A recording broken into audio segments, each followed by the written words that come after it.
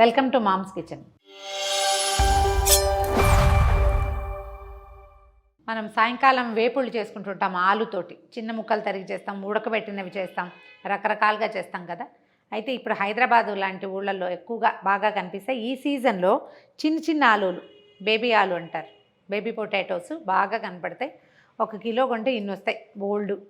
వీటితోటి ఫ్రై చేసుకుంటే చాలా బాగుంటుందండి. జనరల్ ఫ్రై అంటే ఏముంది, కాస్త చారెడ్ నూనె వేయటం, మరి కాస్త ముక్కలు తరిగి పడేయటం కదా. అలా కాకుండా మొత్తం ఆలు మొత్తాన్ని చెక్కు తీయకుండా దీన్ని ఇలాగే వేయించుకుని కొన్ని మసాలాలు యాడ్ చేస్తే అన్నంలోకి బాగుంటుంది, వెజ్ ఫ్రైడ్ రైస్ లాంటి వాటిలోకి బాగుంటుంది, రొట్టెల్లో కూడా బాగుంటుంది, సైడ్ డిష్గా ఎక్సలెంట్గా ఉంటుంది. పిల్లలకి ఈవినింగ్ స్నాక్గా కూడా ఇవ్వచ్చు. మనబోటి వాళ్ళు కొంచెం తక్కువ తినాలనుకోండి, ఏదో రుచికి ఒకటి తినాలి, ఫ్రై బాగుందని వేస్తే చాలా కష్టం. మనం కూడా దుంపషేపులోకి వస్తాం, తక్కువ తినాలి. టేస్ట్ చాలా బాగుంటుంది, ట్రై చేసి చూద్దాం. చెక్కు తీయక్కర్లేదు. వీటిని ఒక అరగంట నానబెడితే ఈ లోపల ఉండే మట్టి అంతా పోతుంది. బాగా శుభ్రంగా కడిగేసి కట్ చేసేసుకోవటం, వేయించేసుకోవటమే. ముక్కలు చూడండి, కడిగి చిన్న ముక్కలు చేసాం. అంటే ఒక దుంపని, ఈ సైజు దుంప అయితే యాజ్ ఇట్ ఈజ్గా వేసుకోవచ్చు. కొంచెం పెద్దదనుకోండి, కాస్త ఒక రవ్వ పెద్దదైతే సగం ముక్కలు చేయొచ్చు. ఇందులో కొన్ని ఫుల్ అంతే సేమ్ ఫుల్ సైజు ఉంది, కొన్నేమో సగం చేసాం. ఈ ముక్కల్ని ఉడకబెట్టద్దు, డైరెక్ట్గానే వేయించేసుకుందాం. కొంచెం నూనె మాత్రం పడుతుంది.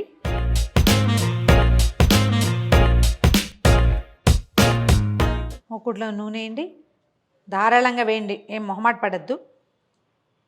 ఎందుకంటే వేపుళ్ళకి నూనె రుచి. అప్పుడప్పుడు తింటాం కదా, పర్వాలేదు. అంటే పప్పులు, తాలింపులు, ఒట్టిగా ఇగుర్లు చేసుకునేటప్పుడు మనం ఆయిల్ తక్కువ వేస్తాం కదా. కానీ వేపుళ్ళకి తక్కువ తింటాం. రోజు వేపుడు ఎవరు తింటారు? ప్రతిరోజు ఫ్రై మనం తినం కదా.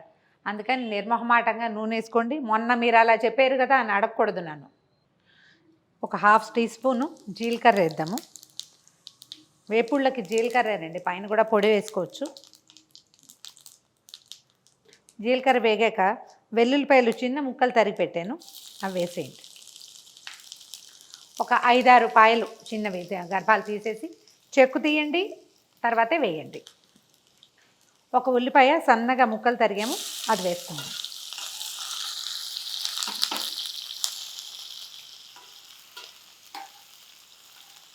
ఇది మీరు ఇంకా సన్నగా చాప్ చేయగలిగితే బాగుంటుంది.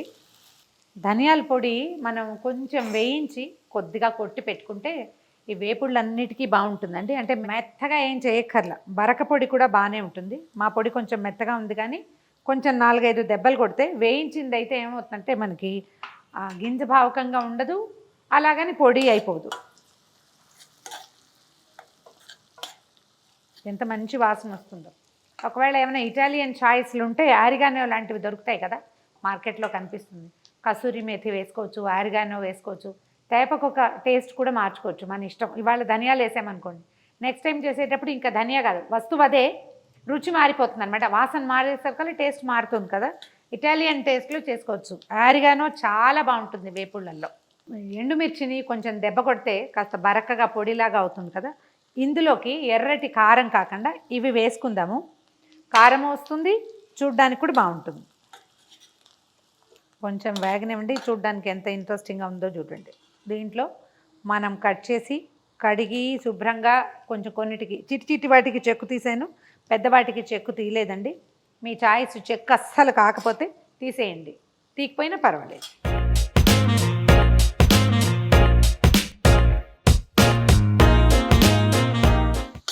ఓ మాట కదపండి, మంచి వాసన వస్తుంది.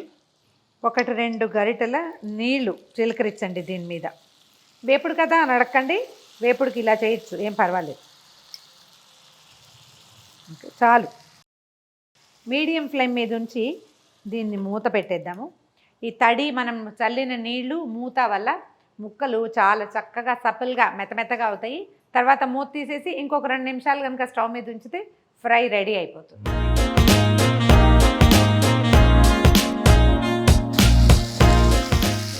ముక్కలు చూడండి, కొంత మటుకు వేగినట్టు అనిపిస్తున్నాయి. ఆయిల్ బయటకు వచ్చేస్తుంది, వాసన చాలా బ్రహ్మాండంగా వస్తుంది. ఉడికిందా లేదో చూద్దాం. కొంచెం సుమారుగా ఉంది. అందుకని ఇప్పుడు ఏం చేయాలంటే దీనికి సరిపడా ఉప్పు వేసేసుకోవాలి.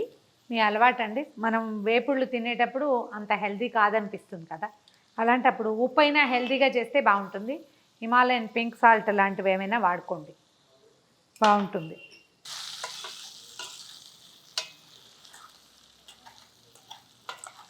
స్టవ్ సిమ్లో ఉంచి, ఇందాక మీడియం ఫ్లేమ్లో ఉంది కదా, సిమ్లో పెట్టి నిదానంగా మగ్గనివ్వండి.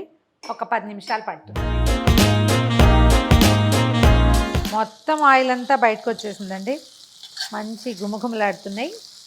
దీన్ని ఏంటంటే మనకి బాగా డ్రైగా కరకరలాడుతూ రాదు, చిన్న మెత్తదనం ఉంటుంది, రుచి బాగుంటుంది. మీకు అలా కరకరలాడుతూ కావాలంటే ఇంత వాటిని నూనెలో వేయించాల్సిందే.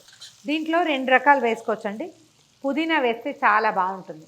పుదీనాని డ్రై పౌడర్ కూడా చేసుకోవచ్చు. ఎవరింట్లో అయినా మైక్రోవేవ్ ఉంటే, మైక్రోవేవ్ ఉన్న వాళ్ళు, ఓవెన్ ఉన్న వాళ్ళు కూడా కొంచెం పేపర్ వేయటం అంటే టిష్యూ పేపర్ వేసి పుదీనాని ఇట్లా పరిచేసి ఒక 1 మినిట్ కనుక ఆన్ చేసామంటే పుదీనా డ్రైగా అయిపోతుందండి. గ్రీన్ కలర్ మారదు, ఎంత బాగా వస్తుందో, భలే ఉంటుంది. వాసన చాలా బాగుంటుంది. పుదీనా పచ్చి ఆకు లక్షణం కనిపించదనమాట. దీంట్లో మనం పచ్చి ఆకు వేసుకుని చూద్దాం. కొత్తిమీర వేసే అలవాటు ఉన్నవాళ్ళు పుదీనా కూడా ట్రై చేసి చూడండి. మీకు కనుక పుదీనా వాసన నచ్చితే చాలా రుచిగా ఉంటుంది. కారం సరిపోలేదనుకుంటే మళ్ళీ కొంచెం అలా కారపొడి, మనం ఏంటంటే పచ్చి కారం కాకుండా ఇలాగ దంచుకున్న కారం వేస్తే బాగుంటుంది. బాగా కనిపిస్తున్నాయి కదా, కొంచెం పుదీనా వేయండి.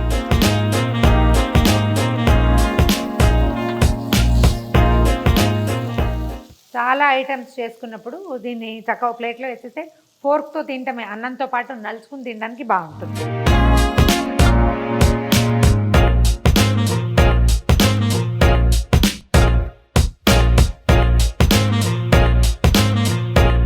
అయిపోయిందండి మన వేపుడు మొత్తం.